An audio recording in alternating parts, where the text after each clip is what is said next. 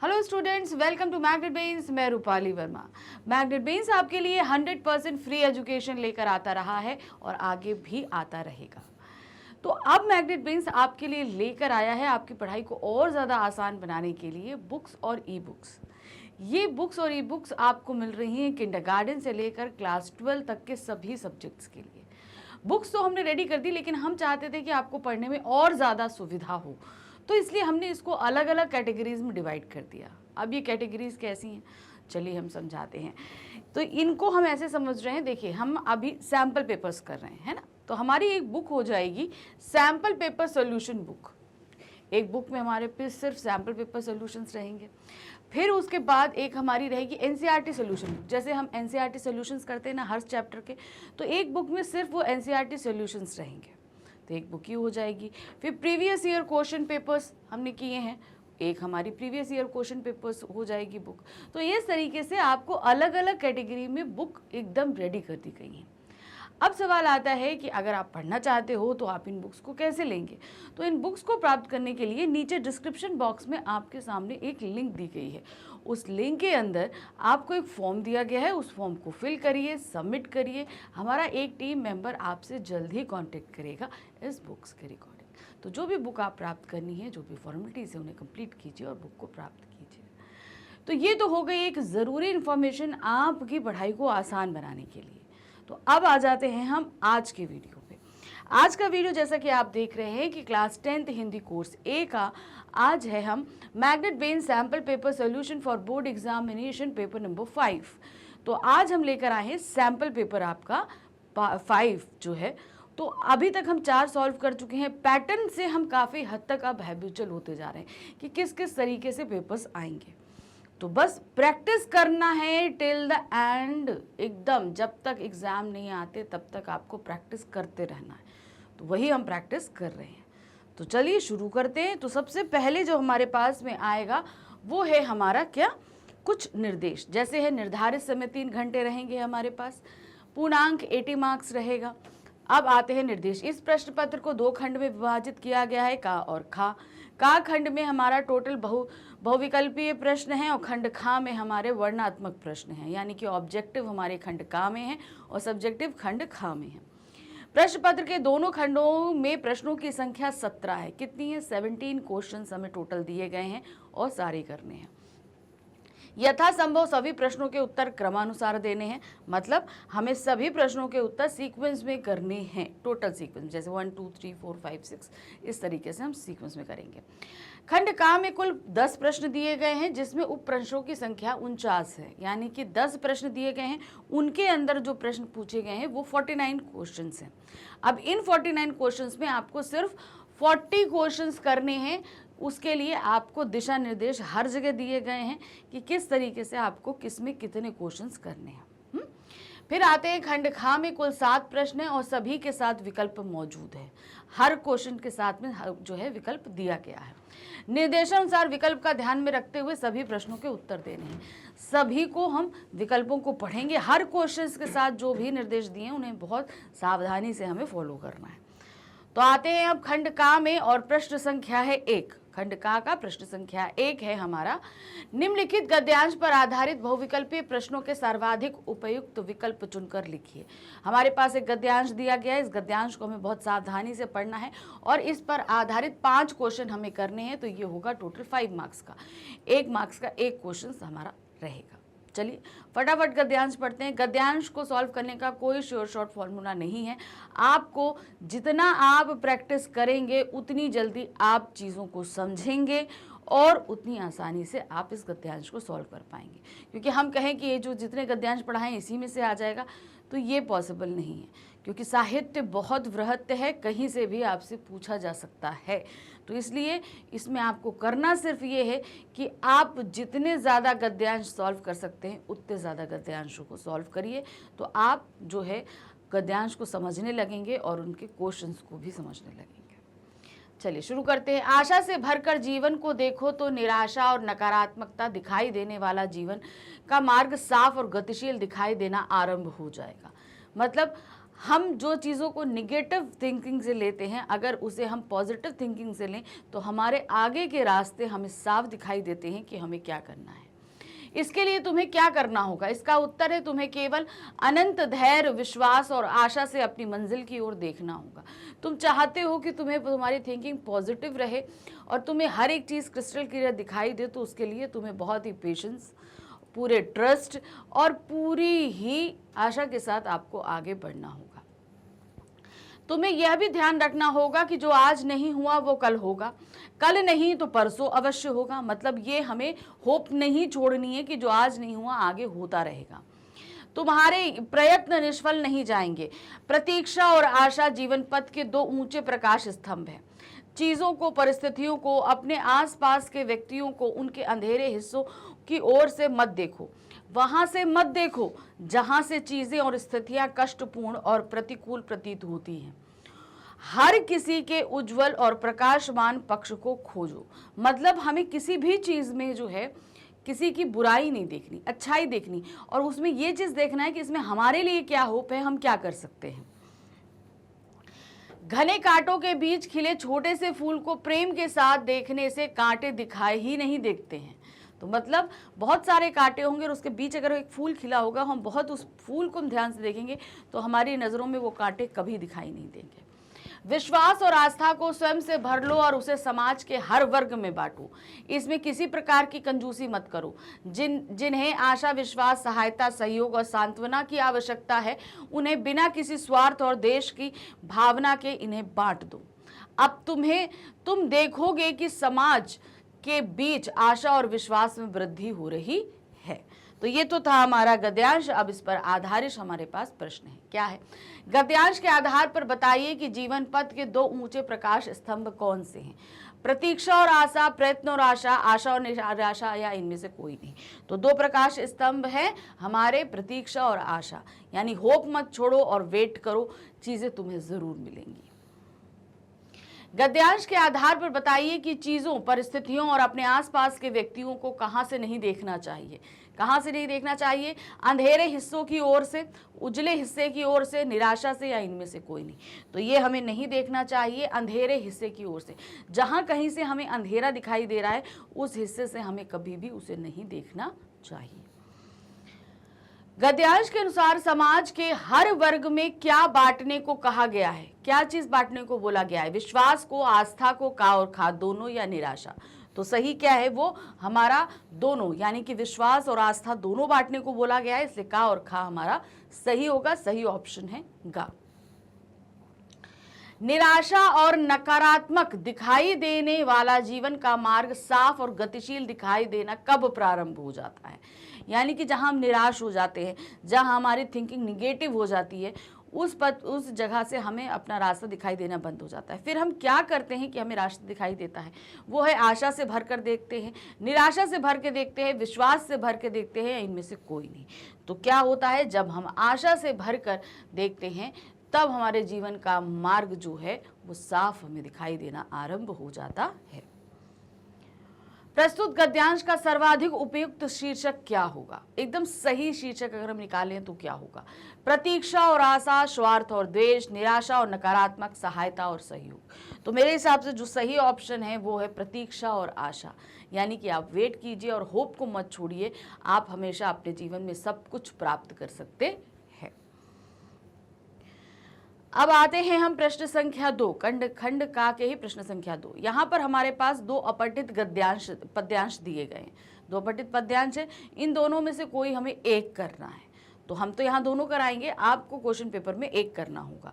तो ये होगा हमारा 5 मार्क्स का, यानी कि एक पद्यांश पे हमसे 5 प्रश्न पूछे गए हैं। उन 5 में से कोई भी, जितने भी हम करेंगे सब 1-1 नंबर के रहेंगे। शुरू करते हैं पद्यांश को, बहुत ध्यान से पढ़ेंगे।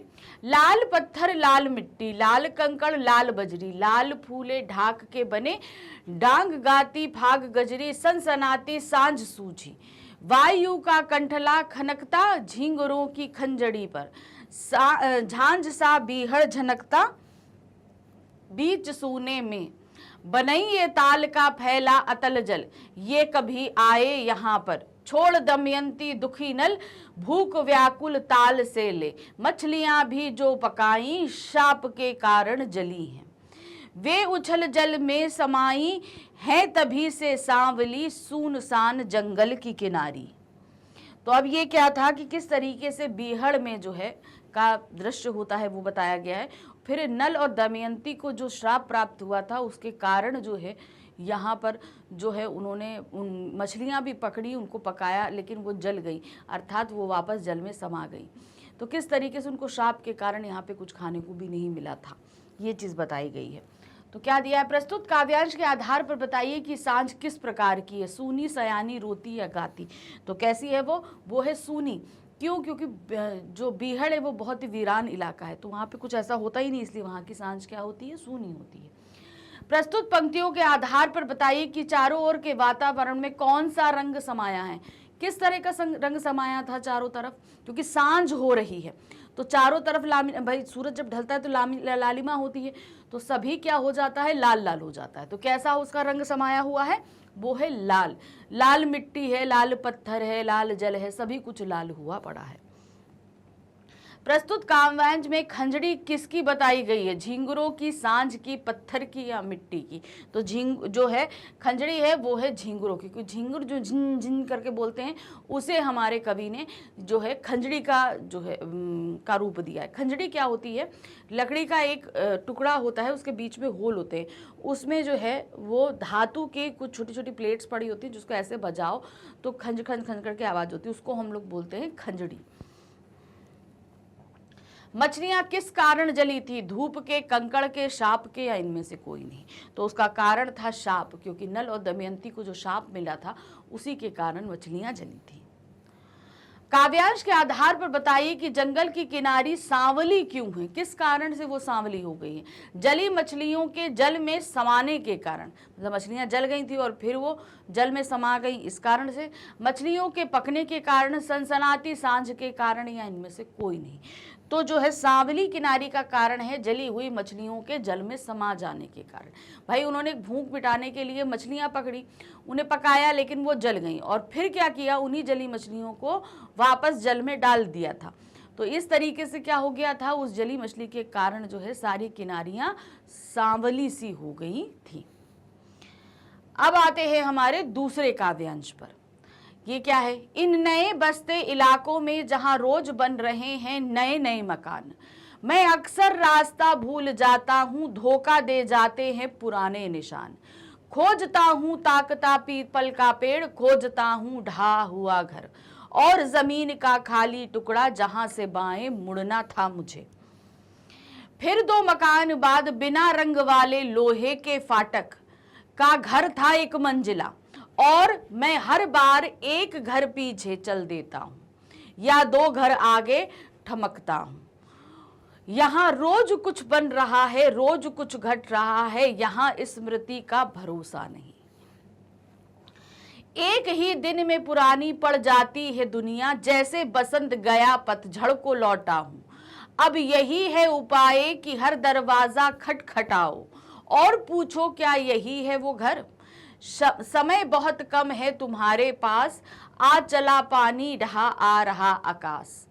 शायद तुम पुकार ले कोई पहचाना ऊपर से देखकर।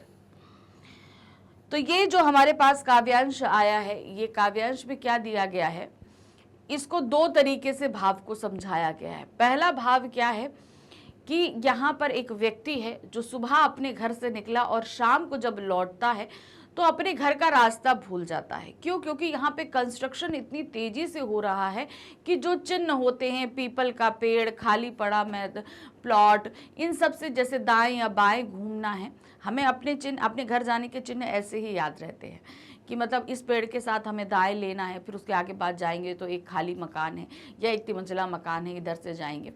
तो अब क्या हुआ, हमारे जो कवि थे वो सुबह निकले और शाम को आए तो देखा वहाँ बहुत कुछ बन चुका था। अब इस कारण से वो अपना घर भूल गए, तो अब उनको समझ में नहीं आ रहा था। अब उन्होंने कहा कि अब रास्ता यही है कि हमारे हर एक घर का दरवाज़ा खटखटाएं और पूछें क्या ये मेरा घर है, क्या ये मेरा घर है।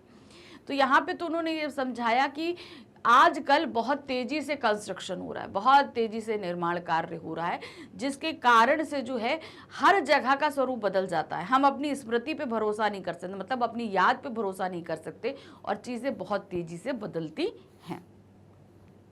अब इस पर प्रश्न क्या है, प्रस्तुत काव्यांश के आधार पर बताइए कि कवि अपना रास्ता क्यों भूल जाता है। रोज नए मकान बन रहे हैं, भूलने की आदत है, उसका मकान बदल जाता है, या इनमें से कोई नहीं। तो कारण क्या है कि रोज नए मकान बन रहे हैं, इस कारण वो अपना जो है मकान भूल जाता है। प्रस्तुत काव्यांश का मूल भाव क्या है, क्या मूल भाव है। संसार की परिवर्तनशीलता, मनुष्य का भुलक्कड़ स्वभाव, शहरीकरण, या ये सभी। तो यहाँ पर जो सबसे बड़ा कारण है वो है संसार के परिवर्तनशीलता, यानी कि यहाँ पर हर एक चीज बड़ी तेजी से परिवर्तित हो रही है। कवि अपने घर के लिए कहाँ से मुड़ता है, पीपल के पेड़ से, जमीन के खाली टुकड़े से, लोहे के फाटक से, या इनमें से कोई नहीं। तो कहां से मुड़ा था, वो था जमीन के खाली टुकड़े से, बाएं उसको मुड़ना था। प्रस्तुत काव्यांश के आधार पर बताइए कि रोज क्या घट रहा है, क्या चीजें हो रही हैं। नित नए मकान बनते जा रहे हैं, पीपल का पेड़ बढ़ रहा है, नए इलाके बन रहे हैं, या इनमें से कोई नहीं। तो क्या चीज हो रही है, वो है नित नए मकान बनते जा रहे हैं, मतलब कंस्ट्रक्शन काम जो है बहुत तेजी से चल रहा है, यानी कि रोज नए नए मकान बन रहे हैं। जैसे बसंत का गया पतझड़ को लौटा हूं, पंक्ति का आश्रय क्या है, ये पंक्ति क्या बताना चाहती है। कवि बैसाख में गया भादों में आया, गर्मी में गया सर्दी में आया, उसे लग रहा है कि वह लंबे समय बाद लौटा है, या इनमें से कोई नहीं। तो यहाँ पर जैसे बसंत का गया पतझड़ में आया का तात्पर्य है उसे लग रहा है कि वो लंबे समय बाद लौटा है। तो अब देखिए क्या होता है, पहले पतझड़ का मौसम आता है, फिर बाद में बसंत आता है। तो यहाँ पर बसंत का गया यानी कि पतझड़ के बाद जो मौसम आया बसंत, वो घूम के फिर वो पतझड़ को आया, मतलब उसे ऐसा लग रहा था कि पूरा 1 साल बाद आया है, जबकि वो ऐसा नहीं हुआ था, वो सुबह का गया शाम को आया था, तब भी इतनी चीजें बदल गई थी। तो उन्हें ऐसा इसलिए लग रहा था ताकि जैसा लगा कि इस पंक्ति का मतलब था कि वो बहुत लंबे समय बाद घर लौटे हैं, उन्हें ऐसा लग रहा है। अब आते हैं हम प्रश्न संख्या 3 पे। प्रश्न संख्या 3 से हमारे पास हमारे व्याकरण के जो टॉपिक है उन पर आधारित प्रश्न शुरू हो रहे हैं। तो देखिए क्या है, निर्देशानुसार रचना के आधार वाक्य के भेद पर आधारित 5 बहुविकल्पीय प्रश्नों में से किन्हीं 4 प्रश्नों के उत्तर देने। हमारे पास रचना के आधार पर 5 जो हैं वो वाक्य दिए गए हैं, 5 प्रश्न हैं, इनमें से सिर्फ आपको 4 प्रश्न करने हैं, और ये है हमारा 4 मार्क्स का। ठीक है, तो चलिए शुरू करते हैं। पहला है, दौड़ता हुआ बच्चा साइकिल से टकराकर गिर पड़ा, संयुक्त वाक्य में बदलिए। अब यहाँ पर देखिए क्या है, पूरा एक वाक्य है, यानी कि ये सरल वाक्य दिया है, तो अब इसे 2 वाक्य में बदलना है। कौन सा सही है देखते हैं। बच्चा दौड़ा और साइकिल से टकरा गया, ये सही है, आगे बढ़ते हैं। जैसे ही बच्चा दौड़ा वैसे ही गिर गया, ये गलत है, ये एक मिश्र वाक्य के अंतर्गत आ रहा है। जब बच्चा दौड़ता है तब वह साइकिल से टकरा जाता है, ये भी एक मिश्र वाक्य में है। उपरोक्त में से कोई नहीं, तो सही ऑप्शन हमारा क्या है, का, ये हमारा एकदम सही है, ये है संयुक्त वाक्य हमारा। अब आते हैं दूसरा प्रश्न, जो सत्य बोलते हैं उन्हें सभी प्यार करते हैं। रचना के आधार पर वाक्य भेद है। अब आप देख रहे हैं जो सत्य बोलते हैं, पहला वाक्य अगर आप देख रहे हैं तो इस वाक्य में अधूरापन है और साथ ही व्याधिकरण अव्यय लगा है जो, तो इसलिए ये हमारा क्या हो जाएगा, मिश्र वाक्य। ये सही भेद है मिश्र वाक्य का। नेक्स्ट आते हैं, निम्नलिखित वाक्यों में से मिश्र वाक्य का चयन कीजिए। अब हमारे पास 4 वाक्य दिए गए हैं, इसमें से मिश्र वाक्य को हमें खोजना है। तुम महान हो क्योंकि सच बोलते हो, सही लग रहा है, आगे बढ़ते हैं हम। ये हमको सही लग रहा है लेकिन तब भी हम आगे रुके हुए हैं। अच्छे छात्र गुरु की आज्ञा मानते हैं, नहीं, ये मिश्र वाक्य नहीं है। सच बोलने वाले व्यक्ति को कोई नहीं डरा सकता, ये भी एक सरल वाक्य है। हालदार साहब जीप पे बैठकर चले गए, ये भी एक सरल वाक्य है। तो सही हमारा क्या हुआ, तुम महान हो क्योंकि सच बोलते हो। ठीक, नेक्स्ट आते हैं, पिताजी ने मुझे पढ़ाकर पुलिस में भर्ती कराया, ये एक सरल वाक्य है। इसे करना क्या है, संयुक्त वाक्य में परिवर्तित करना है हमें। अब हमें इसे 2 वाक्यों में बदलना है और अव्यय लगाना है समानाधिकरण समुच्चयबोधक अव्यय। तो क्या है, पिताजी ने मुझे पढ़ाया और पुलिस में भर्ती कराया। ये हमें संयुक्त वाक्य लग रहा है, लेकिन तब भी आगे बढ़ेंगे। जब पिताजी ने मुझे पढ़ाया तब पुलिस में भर्ती कराया, ये एक मिश्र वाक्य है। मुझे पढ़ाने के बाद पिताजी ने पुलिस में भर्ती कराया, ये एक सरल वाक्य है। और हमें बदलना किस में है, संयुक्त वाक्य में। तो सही ऑप्शन हमारा क्या हो गया, का। पिताजी ने मुझे पढ़ाया और पुलिस में भर्ती कराया। निम्नलिखित वाक्यों में से कौन सा वाक्य संयुक्त वाक्य नहीं है? ध्यान रखिएगा, जो हमें ढूंढना क्या है, संयुक्त वाक्य नहीं है। वर्षा होने लगी इसलिए वह देर से घर पहुंचा, ये हमें एक संयुक्त वाक्य लग रहा है। आगे बढ़ते हैं। उसने मेहनत की और सफल हुआ, ये भी एक संयुक्त वाक्य लग रहा है। सुनकर सब हताश हो गए और झुंझलाने लगे, ये भी एक संयुक्त वाक्य लग रहा है। यद्यपि वह पंडित है फिर भी हठी है, ये हमारा मिश्र वाक्य है, ये हमारा संयुक्त वाक्य नहीं है। तो सही ऑप्शन है घा, बाकी सब संयुक्त है और लास्ट वाला हमारा मिश्र वाक्य में आता है। नेक्स्ट है क्वेश्चन नंबर 4। यहाँ पे हम पे वाच्य आधारित 5 प्रश्न दिए गए हैं, जिनमें से हमें 4 प्रश्नों को करना है। क्या है, नीता ने साड़ी खरीदी, कर्मवाच्य में परिवर्तित कीजिए। तो ये वाक्य हमारा कर्तवाच्य में है, और जब इसे हम कर्मवाच्य में बदलेंगे तो सिर्फ हमें क्या करना है, द्वारा लगा देना है। देखते हैं, नीता के द्वारा साड़ी खरीदी गई, बिल्कुल सही है हमारा ये कर्मवाच्य, लेकिन तब भी आगे बढ़ेंगे। नीता साड़ी खरीदेगी, नीता से साड़ी खरीदी गई, तो ये भी नहीं सही है। तो सही हमारा क्या आ रहा है, का। नीता के द्वारा साड़ी खरीदी गई, एकदम सही वाक्य है।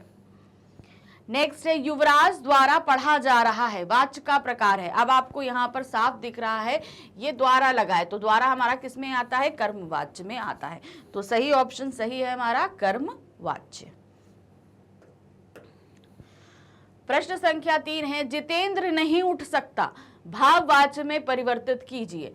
अब जितेंद्र नहीं उठ सकता, ये हम देख रहे हैं कर्तवाच्य में है, ठीक है। अब इसे बदलना हमें किस में है, भाववाच्य में। तो जाहिर सी बात है हम क्रिया में तब्दीली करेंगे। यहाँ पर ऑप्शन दिए, देखते हैं। जितेंद्र से उठा नहीं जाता, जितेंद्र उठ नहीं सकता, जितेंद्र से उठा नहीं जा रहा, या इनमें से कोई नहीं। तो सही ऑप्शन है हमारा का, जितेंद्र से उठा नहीं जाता। ये जाता जो नहीं उठा जाता, ये हमारा सीधे सीधे किस पर डिपेंड हो गया, भाव पर। तो इसलिए ये हो गया भाववाच्य। नेक्स्ट आते हैं, निम्नलिखित वाक्यों में से कर्तवाच्य छांटिए। अब हमें कर्तवाच्य को ढूंढना है इन वाक्यों में से। नरेश ने अपना कमरा साफ किया, बिल्कुल सही है ये, क्योंकि ने हमारा कर्ता कारक की पहचान है। तब भी आगे बढ़ते हैं हम। रमेश द्वारा अपना कमरा साफ किया गया, ये हमारा कर्मवाच्य है। रमेश अपना कमरा साफ कर सकता है, तो यहाँ पर भी हमारा नहीं है। तो सही हमारा जो प्रॉपर कर्तवाच्य आ रहा है वो का वाला है, रमेश ने अपना कमरा साफ किया, ये एकदम सही है। नेक्स्ट है, मैंने सोचा वह जरूर आएगा, रेखांकित भाग का उपवाक्य बताइए। अब यहाँ पर हमें उपवाक्य बताना है, ठीक है। क्या है भाई, देखिए, मैंने सोचा। अब मैंने सोचा कि वह जरूर आएगा, तो यहाँ पर की मिसिंग है, लेकिन तब भी आप इसे ध्यान से देखोगे तो ये एक संज्ञा उपवाक्य है। सही क्या है हमारा, ये संज्ञा उपवाक्य। चलिए नेक्स्ट आते हैं, क्वेश्चन नंबर 5 है, जिसमें हमारे पास में पद परिचय पर आधारित 5 प्रश्न हैं। इन 5 प्रश्नों में से हमें 4 प्रश्नों के उत्तर देने हैं, और ये हैं 4 मार्क्स के। शुरू करते हैं। तो सबसे पहला हमारे पास आ रहा है, निर्धन मजदूर अथक परिश्रम कर रहा है। अंडरलाइन वर्ड है निर्धन। अब निर्धन किससे संबंधित है, मजदूर से। मजदूर एक जातिवाचक संज्ञा है, तो संज्ञा की जो विशेषता बताते हैं वो हमारे क्या कहलाते हैं, विशेषण। अब ये क्या बोल रहा है, निर्धन है, तो सिंपल सीधी सी बात है कि ये एक गुणवाचक विशेषण है, ठीक है। अब गुणवाचक के अलावा जो कुछ भी है आप उसे कट कर दीजिए। गुणवाचक, गुणवाचक, सार्वनामिक, गुणवाचक, तो हमारा एक तो कट गया, हमारे पास 3 ऑप्शन बचे। अब हम आते हैं, निर्धन क्या है, पुल्लिंग है, सिंपल। क्यों, क्योंकि हमारा मजदूर पुल्लिंग है, इसलिए निर्धन भी हमारा पुल्लिंग ही रहेगा। तो यहाँ पर हम देख रहे हैं तीनों ही हमारे पुल्लिंग ऑप्शन है। मजदूर निर्धन मजदूर अथक परिश्रम कर रहा है, तो यहाँ पर क्या है, ये एक वचन है। अब यहाँ देखिए, ये भी एक वचन है, ये भी बहुवचन है, ये एक वचन है, तो हमारा बहुवचन वाला क्या हो जाएगा, कट जाएगा। अब यहाँ पर क्या दिखा रहे हैं, निर्धन किससे संबंधित है, मजदूर से संबंधित है। इसका निर्धन का विशेष क्या है, मजदूर है। अब यहाँ पर आते हैं, एक वचन विशेष मजदूर है और यहाँ पर परिश्रम है, तो ये हमारा सही है और ये गलत है। तो हमने निकाल लिया यहाँ पर पहला वाला, गुणवाचक विशेषण पुल्लिंग एक वचन विशेष मजदूर है। नेक्स्ट आते हैं, मैं अपनी मातृभूमि पर मर मिटूंगा। अब ये मातृभूमि, मातृभूमि संज्ञा है, एक जातिवाचक संज्ञा, क्योंकि भाई हमारे लिए हमारी मातृभूमि भारत है, लेकिन अगर कोई विदेशी होगा, अमेरिकन होगा, तो उसके लिए उसकी मातृभूमि अमेरिका होगी। इसलिए मातृभूमि हर व्यक्ति की अलग अलग हो सकती है। तो उस कंडीशन में हम क्या बोलते हैं, मातृभूमि एक जातिवाचक संज्ञा है। तो ये एक जातिवाचक, इसके अलावा जो ऑप्शन है उन्हें कट कर दीजिए। भाववाचक नहीं है, व्यक्तिवाचक नहीं है। अब क्या आ गया, मातृभूमि स्त्रीलिंग होता है। अब इसके अलावा जो ऑप्शन है कट करिए, यहाँ पर दोनों ही स्त्रीलिंग है। चलिए आगे बढ़ते हैं, एक वचन है, सही है। पर मर मिटूंगा, मातृभूमि के साथ कारक क्या लगा है, पर किस कारक का पहचान है, अधिकरण कारक का। तो यहाँ पर ये संप्रदान कारक है, ये अधिकरण कारक है, तो सही अधिकरण हुआ, संप्रदान हमारा कट हो गया, तो खा हमारा सही है। नेक्स्ट आते हैं, हम रोज शाम को तेज तेज चलते हैं। अब तेज तेज के नीचे अंडरलाइन है। तेज तेज क्या है, वो चलने से संबंधित है। चलना क्या है, क्रिया है। अब तेज तेज फिर क्या हो गया, क्रिया विशेषण हो गया। अब एक ही शब्द दो बार इस्तेमाल हुआ है, तो ये क्या है, रीतिवाचक क्रिया विशेषण है। क्या है, रीतिवाचक। तो जितने भी हमारे गलत हैं उनको हम कट कर देंगे, जैसे कालवाचक है, गुणवाचक है, परिमाणवाचक है, और सही क्या हो गया, रीतिवाचक क्रिया विशेषण, चलते हैं क्रिया की विशेषण है। ये एकदम हमारा सही हो जाएगा। चलिए आगे बढ़ते हैं। नंबर 4 है, वह किसे देखती है, वह किसे। अब किसे की जगह हमारा क्या आएगा, जाहिर सी बात है कि वो संज्ञा रहेगी। अब संज्ञा के स्थान पे जिनको हमने प्रयोग किया वो सर्वनाम हो गए, तो किसे क्या हो गया, सर्वनाम। अब चूंकि ये प्रश्नवाचक शब्द है तो ये क्या हो गया, प्रश्नवाचक सर्वनाम। इसके अलावा जो ऑप्शन है कट कर दीजिए। चलिए देखते हैं, प्रश्नवाचक सर्वनाम, प्रश्नवाचक सर्वनाम, स्थानवाचक सर्वनाम गलत, स्थानवाचक गलत, तो ये हो गया प्रश्नवाचक। अब किसे देखती है, अब किसे इसकी जगह यहाँ पर ये क्या है, एक कर्म कारक है, तो ये सही हमारा ये है, कर्ता कारक गलत हो गई है। सही क्या है हमारा, प्रश्नवाचक सर्वनाम कर्म कारक एक वचन। नेक्स्ट है, रंजीता पहली कक्षा में पढ़ती है। रंजीता क्या है, एक लड़की का नाम है। तो नाम क्या हो गया, व्यक्तिवाचक संज्ञा हो गया, स्त्रीलिंग है, एक वचन है और कर्ता कारक है। सिंपल हमने निकाल लिया। तो सबसे पहले व्यक्तिवाचक के अलावा जो ऑप्शन है उन्हें कट कर दीजिए, जातिवाचक जातिवाचक कर दीजिए। अब ये स्त्रीलिंग है, सही है। बहुवचन नहीं है, ये एक वचन है। कर्ता कारक है, तो सही ये हो गया, ऑप्शन ये गलत है क्योंकि ये एक वचन है, तो ये सही है। चलिए अब आ गए हम नेक्स्ट प्रश्न संख्या 6 में। अब हमारे पास अलंकार पे आधारित 5 प्रश्न हैं जिन पर हमें 4 प्रश्न करने हैं, 4 मार्क्स के ये हैं। शुरू करते हैं। वीति विभावरी जागरी, अंबर पनघट में डुबो रही, तारा घट उषा नागरी। इनमें से कौन सा अलंकार है। यहाँ पे क्या किया गया है, देखिए यहाँ पे प्रकृति के जितने भी चीजें हैं उन सभी को मानवीय क्रियाओं के साथ कंपेयर कर दिया गया है। जैसे यहाँ वीति विभावरी जागरी, अंबर पनघट में डुबो रही, अंबर क्या है, पनघट में डुबो रही, तारा घट उषा नागरी। तो इसमें कई जगह मानवीयकरण अलंकार है, तो सही हमारा क्या हो गया, मानवीयकरण अलंकार। नेक्स्ट आते हैं। आगे नदियां पड़ी अपार, घोड़ा कैसे उतरे पार। राणा ने सोचा इस पार, तब तक घोड़ा था उस पार। मतलब सामने नदी थी और महाराणा प्रताप ये सोच रहे थे कि घोड़ा उस पार कैसे उतरेगा, लेकिन तब तक जो है घोड़ा उधर उतर गया। तो अब यहाँ पर क्या है, ये बात यहाँ पर जो है घोड़े की विशेषता बताते बताते बहुत ही ज्यादा बढ़ा चढ़ाकर बोल दिया गया, यानी कि क्या हो गया, अतिशयोक्ति अलंकार यहाँ पर हो जाएगा। सही है, अतिशयोक्ति अलंकार। नेक्स्ट है, मधुर मधुर मेरे दीपक जल। इनमें से कौन सा अलंकार है। तो देखिए यहाँ पर 2 अलंकार आ रहे हैं। पहली बात आ रहा है आपका माँ, माँ और माँ। तो ये माँ माँ वर्ड की आवृत्ति के कारण यहाँ पर अनुप्रास अलंकार है। अब ये जो मधुर मधुर अगर हम खाली देखेंगे तो ये सिलेबस में आपके नहीं है, लेकिन यहाँ पर क्या है, एक ही शब्द 2 बार इस्तेमाल हुआ है और दोनों बार इसका अर्थ सेम है।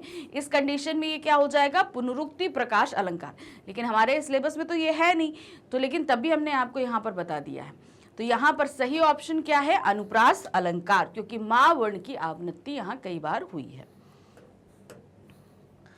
नेक्स्ट आते हैं, शशि मुख पर घूंघट डाले कौन सा अलंकार है। यहां पर आप देख रहे हैं शशि मुख में, यानी कि मुख जो है वो शशि अर्थात चंद्रमा के समान है, और इन दोनों के बीच की जितनी दूरियां थी इनको हटा दिया गया है, तो इसको एकदम पास एक ना दिया। मुख शशि है और शशि मुख है, तो इसलिए यहां पर क्या हो जाएगा, एकता प्रकट की गई, इसलिए यहां पर रूपक अलंकार होगा। सही क्या है, रूपक अलंकार।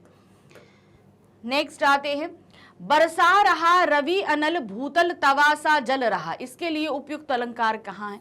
तो अब यहां पर आप देखोगे तो तवा सा यानी कि बरसा रहा रवि अनल, यानी कि सूरज जो है वो आग बरसा रहा है, भूतल तवा सा जल रहा, और धरती क्या है, तवे के समान जल रही है। तो जहां समानता व्यक्त की जाती है वहां पर क्या होता है, उपमा अलंकार होता है। और उपमा अलंकार की पहचान हमने आपको पहले ही बताई है, सा सी से सम सरिश ऐसे शब्द आएंगे। तो यहां पर देखिए सा शब्द आने के कारण और दूसरा समानता बताने के कारण यहां पर उपमा अलंकार है।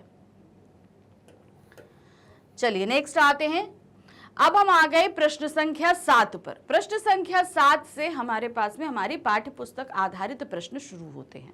तो सबसे पहले हमारे पास है एक पठित गद्यांश, यानी कि हमारी जो बुक है क्षितिज भाग 2, उसमें से हमारे सामने जो है एक गद्यांश, गद्य खंड का एक चैप्टर का गद्यांश रखा गया है। हमें इसे पढ़ना है और इस पर आधारित प्रश्नों के उत्तर देने हैं। ये है हमारा 5 मार्क्स का। ठीक है, शुरू करते हैं। सबसे पहले गद्यांश को सावधानी से पढ़ेंगे। बार बार सोचते क्या होगा उस कौम का जो अपने देश की खातिर घर गृहस्थी जीवन जिंदगी सब कुछ छोड़ देने वालों पर हंसती है और अपने लिए बिकने के मौके ढूंढती है। दुखी हो गए। 15 दिन बाद फिर उसी कस्बे से गुजरे। कस्बे में घुसने से पहले ही ख्याल आया कि कस्बे की हृदय स्थली में सुभाष की प्रतिमा अवश्य प्रतिष्ठापित होगी, लेकिन सुभाष की आंखों पर चश्मा नहीं होगा क्योंकि मास्टर बनाना भूल गया और कैप्टन मर गया। सोचा आज वहां रुकेंगे नहीं, पान भी नहीं खाएंगे, मूर्ति की तरफ देखेंगे भी नहीं, सीधे निकल जाएंगे। ड्राइवर से कह दिया चौराहे पे रुकना नहीं, आज बहुत काम है, पान आगे कहीं खा लेंगे। तो किस तरीके से कैप्टन के मर जाने के बाद जो है हालदार साहब बहुत आहत है, क्योंकि सुभाष जी की मूर्ति पर कोई चश्मा नहीं देख रहे थे वो, और इसीलिए उन्होंने वहां ना रुकने का फैसला किया और ड्राइवर को भी ऐसी हिदायत दी कि तुम सीधे चल देना, पान कहीं हम आगे खाएंगे। तो ये हमारा चैप्टर नेताजी के चश्मे से लिया गया है, लेखक हैं स्वयं प्रकाश जी। तो अब यहाँ पर क्या है, गद्यांश के आधार पर बताइए कि हालदार साहब दुखी क्यों थे। कैप्टन की मृत्यु से, पान खाने से, पान ना खाने से, या इनमें से कोई नहीं। तो क्यों वो दुखित थे, वो कैप्टन की मृत्यु से दुखित थे, क्योंकि मृत्यु के कारण अब क्या था, उनकी मूर्ति यानी कि सुभाष जी की मूर्ति पर कोई चश्मा नहीं होना था। प्रस्तुत गद्यांश में किसे संदेश देने का प्रयास किया गया है। यहाँ पर किसको संदेश दिया जा रहा है, युवा पीढ़ी को, पान वाले को, कैप्टन को, या ये सभी। तो संदेश दिया जा रहा है युवा पीढ़ी को कि जो है आप जो है हमारे जो देशभक्त रहे हैं, स्वतंत्रता सेनानी रहे हैं, उनकी इज्जत उनका सम्मान करने के लिए यहाँ पर बोला जा रहा है। प्रस्तुत गद्यांश के आधार पर बताइए कि हमें किसका सम्मान करना चाहिए, कैप्टन का, फौजी का, देशभक्तों का, या इनमें से कोई नहीं। तो हमें सम्मान करना चाहिए अपने देशभक्तों का। देशभक्त अपना पूरा जीवन किसे समर्पित करते हैं, देश को, ईश्वर को, कस्बे को, या इनमें से कोई नहीं। तो देशभक्त करते हैं अपना पूरा जीवन समर्पित देश को। प्रश्न संख्या 5 है, प्रस्तुत गद्यांश के पाठ तथा इसके लेखक का नाम बताइए। हम सभी को पता है पाठ है नेताजी का चश्मा और लेखक हैं स्वयं प्रकाश जी। तो सही है हमारा घ ऑप्शन। अब आ जाते हैं प्रश्न संख्या 8 पे। हमारे गद्य पाठों में से ही 2 प्रश्न हमारे सामने रखे गए हैं, इनको करना है। ये 2 मार्क्स के हैं, यानी 1 मार्क्स ईच है। बाल गोविंद भगत पाठ के आधार पर बताइए कि भगत स्नान करने के लिए हर वर्ष कहाँ जाते थे, गंगा तट पर, यमुना तट पर, कुएं पर, या इनमें से कोई नहीं। तो कहाँ जाते थे, वो गंगा तट पर जाते थे। नेक्स्ट है, लखनवी अंदाज पाठ के आधार पर बताइए कि नवाब साहब ने अकेले समय काटने के लिए क्या खरीदा था, ताजे 2 खीरे, पंखा, नमक मिर्ची, या ये सभी। तो उन्होंने खरीदा था ताजे 2 खीरे समय काटने के लिए। अब आते हैं प्रश्न संख्या 9 पर। प्रश्न संख्या 9 पर हमारे जो पठित पद्यांश यानी कि क्षितिज बुक का जो काव्य खंड है उसमें से जो कविताएं दी गई हैं उसमें से एक अंश हमारे सामने यानी कि पद्यांश रखा गया है। इस पद्यांश को पढ़ना है और इस पर आधारित प्रश्नों के उत्तर देने हैं। ये प्रश्न हमारे सामने 5 मार्क्स के रखे गए हैं यानी कि 5 प्रश्न हैं और सभी 1-1 मार्क्स के हैं। विकल विकल उन्मत्त थे उन्मत्त, विश्व के निदाद के सकल जन, आए अज्ञात दिशा से अनंत के घन, तप्त धरा जल से फिर शीतल कर दो बादल बरसो। तो यहाँ पर ये क्या है, ये जो हमारा बादल गरजो, ये हमारा जो लिया गया है ये उत्साह कविता से लिया गया है। इसको हमने पढ़ा है कि किस तरीके से धरती के सभी लोग जो हैं वो बहुत ही ज़्यादा गर्मी से परेशान हो चुके हैं। अब बादल आओ और गरजो, अर्थात उनके अंदर उत्साह का निर्माण करो। अब इस पर जो है हमारे पास प्रश्न है, काव्यांश के आधार पर बताइए कि संसार के सभी प्राणियों की स्थिति कैसी है। गर्मी के कारण बेचैन और उदास, गर्मी के कारण खुश, वर्षा के कारण उत्साहित या उपरोक्त सभी। तो कैसी स्थिति है, वो है गर्मी के कारण बेचैन और उदास, यानी कि गर्मी बारिश आने से पहले पहले तक सभी लोग गर्मी से अच्छे से परेशान हो चुके होते हैं और बेचैनी से बारिश का इंतजार करते हैं। कवि गर्मी से तपती धरती को जल से भरकर शीतल करने का आग्रह किससे कर रहा है, किससे बोल रहा है वो, स्वयं से, बादलों से, चांद से या ये सभी से। तो किससे उसने बोला है, ये बोला है बादलों से। कवि ने बादलों को क्या कहकर पुकारा है, अज्ञात दिशा से आने वाले, बरसने वाले, ज्ञात दिशा से आने वाले या उपरोक्त में से कोई नहीं। तो ये कहां से आ रहे हैं, वो आ रहे हैं अज्ञात दिशा से आने वाले।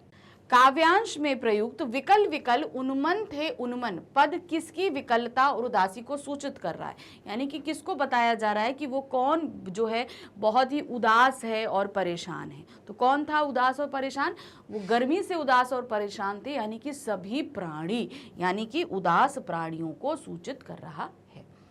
नेक्स्ट आते नंबर 5, काव्यांश में प्रयुक्त उन्मन शब्द किस भाव को सूचक है, कौन सा भाव है। जाहिर सी बात है उन्मन शब्द का मतलब होता है उदासी, तो सही ऑप्शन है उदासी। अब आते हैं हम प्रश्न संख्या 10 पे। प्रश्न संख्या 10 में हमारे काव्य खंड के जो है वो से 2 क्वेश्चन लिए गए हैं। इन दोनों क्वेश्चंस को हमें करना है। तो पहला है, राम लक्ष्मण परशुराम संवाद पाठ के आधार पर बताइए कि परशुराम ने विश्वामित्र से लक्ष्मण की शिकायत करते हुए क्या कहा था। वो क्या बोल रहे थे, यह बालक मंदबुद्धि है, काल के वश में आकर अपना नाश करने वाला है, का खा दोनों। तो सही क्या है हमारा, गा, यानी कि का और खा दोनों ही। नेक्स्ट है, पद के आधार पर बताइए कि उद्धव द्वारा दिए गए योग के संदेश ने गोपियों की विरह अग्नि में किसका कार्य किया। एक तो गोपियां पहले से परेशान थी और वो श्री कृष्ण के आने की राह देख रही थी, लेकिन क्या होता है उद्धव योग संदेश लेकर आते हैं तो उनकी जो विरह अग्नि में थी, विरह अग्नि थी, वो योग संदेश जो है वो घी डालने का काम कर रहा था। तो घी का काम उसने योग संदेश ने किया था। अब आते हैं प्रश्न संख्या 11। प्रश्न संख्या 11 से हमारा खंड ख शुरू होता है। खंड ख हमारा टोटल वर्णनात्मक है, यानी कि सब्जेक्टिव है। यहाँ पर हमें सभी प्रश्नों के उत्तर पूरे डिटेलिंग में देना है। तो प्रश्न 11 में क्या है, गद्य पाठों के आधार पर निम्नलिखित 4 प्रश्नों में से किन्हीं 3 प्रश्नों के उत्तर लगभग 25 से 30 शब्दों में हमको देने हैं। अब हमारे पास यहाँ पर क्या है, जो हमारी पुस्तक है क्षितिज, उसके जो गद्य खंड है उसमें से प्रश्न पूछे गए हैं। 4 प्रश्न पूछे गए हैं, हमें 3 प्रश्न करने हैं। याद रखिए शब्द लिमिट है 25 to 30 वर्ड्स और एक जो प्रश्न है वो 2 मार्क्स का होगा। तो यानी कि टोटल 6 मार्क्स का हमारा 11 नंबर क्वेश्चन है। तो पहला प्रश्न है, पान वाला एक हंसमुख स्वभाव वाला व्यक्ति है परंतु उसके हृदय में संवेदना भी है। इस कथन पर अपने विचार व्यक्त कीजिए। वो बहुत ही हंसमुख है, हर चीज का हंस का जवाब देता है, लेकिन जब कैप्टन की मृत्यु हो जाती है तो उसकी संवेदना प्रकट होती है। किस तरीके से उसकी आंखों में आंसू भर आते हैं। तो देखिए क्या है, पान वाला अपने हंसोड़े स्वभाव के कारण कैप्टन चश्मे वाले का मजाक बनाता है, परंतु कैप्टन की मृत्यु हो जाने पर पान वाला बहुत उदास भी हो जाता है। हालदार साहब ने जब कैप्टन के बारे में पूछा तब पान वाले ने पहले अपनी धोती के सिरे से अपनी गीली आंखें पोंछी। इससे यह स्पष्ट होता है कि पान वाला एक सहृदय और संवेदनशील व्यक्ति है। जिस व्यक्ति का वो मजाक उड़ा रहा था, लेकिन उसकी मृत्यु पर भी वो उतना ही दुखित होता है। दूसरा प्रश्न है, बाल गोविंद भगत द्वारा अपने इकलौते पुत्र की मृत्यु के समय पुत्र वधू से कही गई बातों का क्या अर्थ निकलता है। अब क्या उन्होंने क्या बात कही थी कि ये उत्सव मनाने का समय है, शोक क्यों कर रहे हैं, मतलब अब यहाँ पर इसका अर्थ क्या है, क्योंकि उनका मानना ये था कि जो है ये जब किसी की मृत्यु होती है तो परमात्मा जो आत्मा रूपी प्रेमिका होती है वो परमात्मा रूपी प्रेमी से जाकर मिल जाती है, इसलिए जब मिलन हो रहा है तो हमें यहाँ पर शोक नहीं मनाना, उत्सव मनाना है। तो यहाँ पर देखिए क्या है, जिस समय बाल गोविंद भगत के इकलौते पुत्र की मृत्यु हुई उन्होंने अपनी पुत्र वधू से रोने को नहीं बल्कि उत्सव मनाने को कहा। उनकी इस बात का यह अर्थ निकलता है कि आत्मा परमात्मा से अलग होकर इस धरती पर आती है और अपने प्रेमी अर्थात परमात्मा के वियोग में तड़पती रहती है। जब मनुष्य की मृत्यु होती है तो आत्मा का परमात्मा से पुनर्मिलन हो जाता है, इसीलिए ये उत्सव का समय है, ना कि शोक का समय है। तीसरा प्रश्न है, एक कहानी यह भी पाठ के आधार पर मनु भंडारी की मां के स्वभाव की विशेषता लिखिए। तो माँ कैसी थी, धैर्यवान थी, सहन शक्ति बहुत थी, उनकी अपनी कोई इच्छा नहीं थी। तो ये सारी हमने यहाँ पर देखा कि धैर्यता के साथ भाई पति के जो हैं ऐसी बातें और उनका क्रोध को भी वो सहती रहती थी, बच्चों की भी जितनी भी मांगे थी सभी को वो पूरा करती थी। उनके अंदर सहन शक्ति और धैर्य दोनों ही अकूट था। तो सॉरी, मनु भंडारी ने अपनी मां के बारे में कहा कि उनकी मां अनपढ़ थी पर अपने पति के क्रोध को चुपचाप अपना भाग्य मानकर सहती रहती थी। उनमें धरती से भी अधिक धैर्य एवं सहन शक्ति थी। उन्होंने अपने परिवार से कभी कुछ नहीं मांगा बल्कि जहां तक हो सका दिया ही है, यही उनके स्वभाव की विशेषता है। चौथा प्रश्न है, न्यूटन को संस्कृत मानव कहने के पीछे कौन से तर्क दिए गए हैं। न्यूटन द्वारा प्रतिपादित सिद्धांतों एवं ज्ञान की कई दूसरी बारीकियों को जानने वाले लोग भी न्यूटन की तरह संस्कृत नहीं कहला सके, क्यों। तो यहाँ पर दो प्रश्न पूछे गए हैं। पहला प्रश्न है न्यूटन को संस्कृत कहने के पीछे कौन से तर्क दिए गए हैं, दूसरा है हमारा ये प्रश्न। तो पहले प्रश्न का हम उत्तर पहले देंगे और दूसरे का बाद में देंगे। तो पहला प्रश्न है, न्यूटन को संस्कृत मानव कहने के पीछे यह तर्क दिया गया है कि न्यूटन ने गुरुत्वाकर्षण सिद्धांत संबंधी नए तथ्य का दर्शन किया और इस सिद्धांत की खोज की। नई चीज की खोज करने के कारण न्यूटन संस्कृत मानव कहलाया। तो न्यूटन को संस्कृत मानव क्यों कहा गया, क्योंकि वो एक आविष्कार करता था। उसने गुरुत्वाकर्षण यानी ग्रेविटेशन फोर्स को इजाद किया, जाना, समझा, इसलिए वो एक संस्कृत मानव है। अब आते हैं दूसरे प्रश्न पर। न्यूटन द्वारा प्रतिपादित सिद्धांतों एवं ज्ञान की कई दूसरी बारीकियों को जानने वाले लोग भी न्यूटन की तरह संस्कृत नहीं कहला सके, क्यों। अब न्यूटन ने गुरुत्वाकर्षण खोज तो कर ली, लेकिन अब वो खोजी थे इसलिए संस्कृत कहलाए, लेकिन उसके बाद उन बारीकियों को आगे के लोगों ने समझा और उसमें नई नई चीजों का और भी पता लगाया, लेकिन वो न्यूटन की तरह संस्कृत ना कहलाकर सभ्य कहलाए। ऐसा क्यों, क्योंकि यहाँ पर खोजी न्यूटन थे, लेकिन उनकी खोजी कई चीज़ों में और चीज़ों का पता लगाना, उसमें नई नई चीज़ों का डेवलपमेंट करना वाले लोग सभ्य कहलाते हैं। तो क्या है, कुछ लोग जो न्यूटन के पीढ़ी के हैं और वे न्यूटन के सिद्धांत को जानने के अलावा अन्य बहुत सी उन बातों का ज्ञान रखते हैं जिनसे न्यूटन सर्वथा अनभिज्ञ था, परंतु उन्हें संस्कृत मानव इसलिए नहीं कहा जा सकता क्योंकि उन्होंने न्यूटन की भांति किसी नए तथ्य का आविष्कार नहीं किया है, उन्होंने कोई नई चीज नहीं खोजी है। ऐसे लोगों को संस्कृत मानव नहीं बल्कि सभ्य मानव कहा जा सकता है। तो उनको हम संस्कृत मानव नहीं कहते, हम क्या कहते हैं, सभ्य मानव कहते हैं। तो इस तरीके से हमने दोनों प्रश्नों के उत्तर दे दिए। अब आते हैं प्रश्न संख्या 12 पे। पद्य पाठों के आधार पर निम्नलिखित 4 प्रश्नों में से किन्हीं 3 प्रश्नों के उत्तर लगभग 25 से 30 शब्दों में दीजिए। अब ये हमारे काव्य खंड के, क्षितिज के काव्य खंड से प्रश्न पूछे गए हैं, कितने 4 और करने हैं हमें 3, कितने शब्दों में, 25 से 30 शब्दों में। तो और ये प्रश्न होगा हमारा 2 मार्क्स का 1, यानी कि प्रश्न संख्या 12 हो गया हमारा 6 मार्क्स का। ठीक है, तो चलिए शुरू करते हैं। पहला प्रश्न है, परशुराम द्वारा लक्ष्मण से उनके फरसे की ओर देख लेने की बात कहने के पीछे उनका क्या उद्देश्य था। वो बार बार जब उनको क्रोध आता तो वो कहते फरसे की तरफ देखो, परशुराम जी लक्ष्मण से कहते फरसे के, ताकि उनको डर पैदा हो और वो इस तरीके से जो है कार्य ना करें। तो यहाँ पर क्या है, परशुराम लक्ष्मण को भयभीत करने के उद्देश्य से सहस्त्र बाहुओं की भुजाओं को काटने वाले फरसे की ओर देखने के लिए कहते हैं, जिससे लक्ष्मण भयभीत होकर उनके क्रोध को जागृत कर बढ़ाने वाली व्यंग्योक्तियों को बोलना बंद कर दें, अन्यथा वे उनका वध कर देंगे। यानी कि वो फरसा देखकर डर जाएं और जिस तरीके से ये बात कर रहे हैं लक्ष्मण, ये बात करना बंद कर दें और इससे परशुराम जी का क्रोध शांत होगा, और अगर नहीं हुआ तो वो उसका वध भी कर सकते हैं। इसलिए सिर्फ उस फरसे की तरफ दिखाने का उद्देश्य क्या था, उनको डराने का।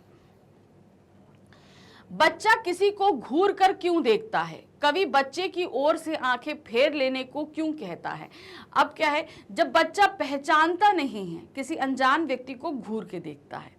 अब फेर लेने को, क्योंकि अगर वो एकटक देखता रहेगा तो वो थक जाएगा, इसलिए उससे आंखें फेर लेने के लिए बोलते हैं। तो क्या है, जब बच्चा पहली बार किसी को देखता है तो वह उसे पहचान नहीं पाता और पहचान ना पाने के कारण उसे घूर कर देखता है। कवि बच्चे की ओर से आंखें फेरने के लिए इसलिए कहता है क्योंकि उसे लगता है कि पहचान ना पाने के कारण बच्चा उसे लगातार घूर रहा है, जिसके कारण वह थक गया होगा। कि मतलब बार बार ये बिना पलक झपकाए देख रहा है तो थक जाएगा, इसलिए वो नजर फेर लेने के लिए कहते हैं। तीसरा प्रश्न है, कवि ने बादल को क्या क्या कहा है और क्यों। अब यहाँ पर क्या क्या बोला है भाई, नया जीवन देने वाले, अज्ञात दिशा से आने वाले, घुंघराले, नई कविता, तो बहुत सारे उपमानों से उन्होंने उत्साह कविता में उन्हें बताया है। तो अब यहाँ पर हम क्या लिखेंगे, कवि ने बादल को कल्पना जैसे विस्तार के समान घने बाल वाले, नव जीवन देने वाले कवि के समान, अज्ञात दिशा से आए अनंत के घन इत्यादि कहा है। बादलों के हृदय में वज्र के समान विनाश और विध्वंस का उपकरण छिपा हुआ है ताकि नवीन दृष्टि का निर्माण हो सके। तो यहाँ पर उनको ये सारी चीजें कही है, और क्यों कही है, क्योंकि इनके अंदर बिजली छिपी होती है, और बिजली ये क्या है, लोगों के अंदर छिपी हुई सुप्त भावनाओं को जगाती है और क्रांति के लिए प्रोत्साहित करती है, इसीलिए उन्होंने इन सभी उपमानों से उन्हें सुशोभित किया है। चौथा प्रश्न है, यह कविता संगतकार के अतिरिक्त और किन व्यक्तियों का महत्व बताने के लिए लिखी गई है। अब संगतकार कविता थी, हमने पढ़ी है, इसमें संगतकार का महत्व तो बताया ही गया है, इसके अलावा भी कई चीजों का महत्व को दर्शाया गया है, हमें वो बताना है। तो क्या है, कवि ने संगतकार के महत्व को प्रतिपादित करते हुए दर्शाया है कि वह मुख्य गायक की सफलता के लिए कार्य करता है।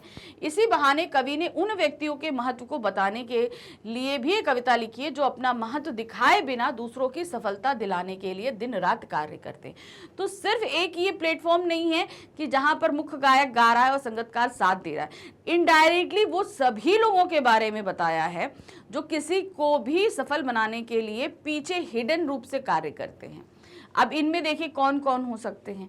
अब जैसे हमने यहाँ पर म्यूजिक में देखा, ऐसे फिल्मों में बहुत सारे लोग होते हैं। आपके सफलता के पीछे आपके घर वालों का हाथ होता है, आपके टीचर्स का हाथ होता है, बहुत सारी ऐसे लोग होते हैं जो सफल होते हैं, लेकिन उनके पीछे ऐसे बहुत से लोग होते हैं जो एक अज्ञात रूप में रहते हैं। तो यहाँ पर उन सभी के महत्व को दर्शाया है, जो अपना महत्व दिखाए बिना दूसरों की सफलता दिलाने में दिन रात कार्य करते रहते हैं। समाज के हजारों लाखों सफल व्यक्तियों की सफलता के पीछे संगतकार जैसे उन व्यक्तियों का ही योगदान होता है, जैसे युद्ध क्षेत्र में सेनापति के साथ सिपाही। सेनापति की वाहवाही सभी करते हैं अगर जीत जाए, तो उसके बाद साथ किसने दिया, सिपाही ने दिया ना, तो सिपाही भी उस संगतकार की पोजीशन में आ गया।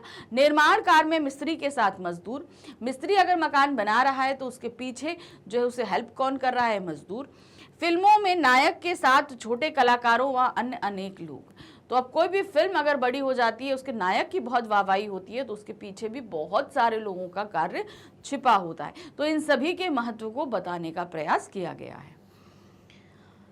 अब आते हैं प्रश्न संख्या 13 पे। यहाँ पर हमारी पूरक पाठ्य पुस्तिका कृतिका से जो है प्रश्न लिए गए हैं।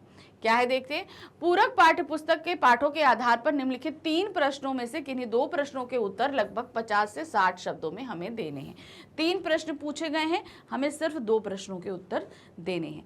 यहाँ पर एक प्रश्न होगा हमारा 4 मार्क्स का, तो कितना हो गया, 8 मार्क्स का ये प्रश्न हो जाएंगे। देखिए क्या है, पहला प्रश्न है, फसल को काटने के बाद उसे बाल मंडली किस प्रकार ओसाती थी। ओसाने का मतलब क्या होता है, हवा में अगर उसको मुड़ाएं तो अनाज और भूसा अलग अलग हो जाता है। जितना कूड़ा करकट होता है या हल्के कूड़े जो चीज़ें होती हैं, ओसाने से ऐसे हम हवा में उछालते हैं तो अनाज, भारी अनाज अलग हो जाएगा और हल्का हल्का कचरा अलग हो जाता है। के बाद में बाबूजी आकर क्या प्रश्न करते हैं, इस प्रश्न में निहित भाव को स्पष्ट करते हुए बताइए कि उस युग की बाल मंडली द्वारा खेले जाने वाले खेलों में कौन सी महत्वपूर्ण बात छिपी होती थी।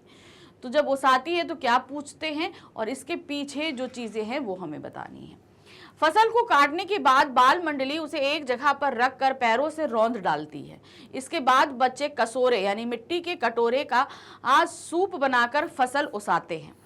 अनाज को हवा में उड़ाकर दाने को भूसे से अलग करना, जैसे हमने बताया कि हम ऐसे करते तो भूसा उड़ जाता है और दाना जो है वो नीचे आ जाता है। और मिट्टी के दिए के तराजू पर तौलकर राशि ये तैयार कर देते हैं।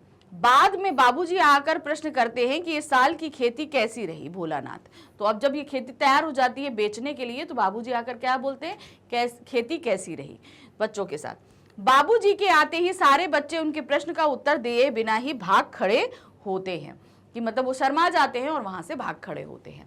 प्रस्तुत पाठ में वर्णित बाल मंडली द्वारा खेले जाने वाले खेलों में उस युग की छवि स्पष्ट नजर आती है।